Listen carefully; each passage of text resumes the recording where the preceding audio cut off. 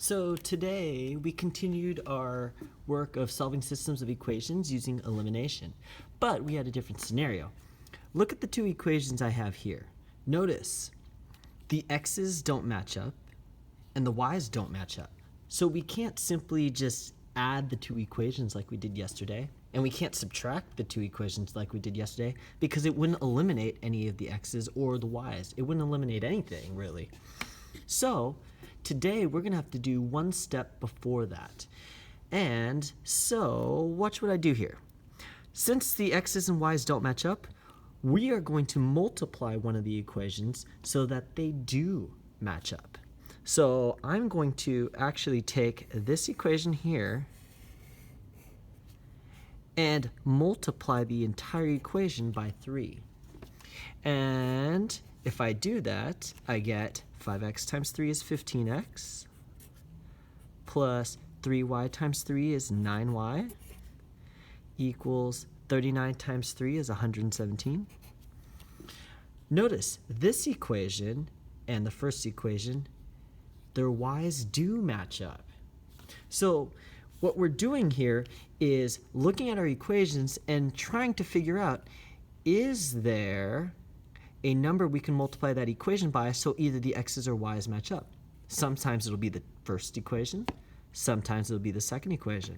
And then we're just going to multiply it by whatever number we need to so that they do match up. In this case, we multiplied it by 3 so that the y's would match up. All right, so now I'm just going to take that first equation and write it down below. 7x minus 9y equals 15. And now we can start solving it just like we did yesterday. We've got the y's matching up.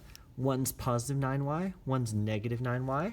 So we're going to add the two equations together. I end up getting 22x, y's are eliminated, equals 132. So to solve for x, I'm going to divide by 22 on both sides.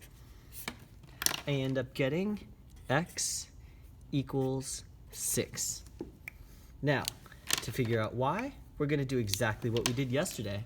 I'm going to take 6 and put it back into one of the original equations. I'll put in the first one. 7 times whatever x is, in this case 6, minus 9y equals 15. That simplifies to 42 minus 9y equals 15. And then once I solve this, I can get y. Subtract 42 from both sides. I get negative 9y equals negative 27.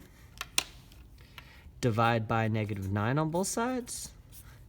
I get y equals positive 3. So my solution is 6, 3. But notice, today, the only new step that we did was because the x's and y's don't match up, we multiplied one of the equations by a number so that they did match up.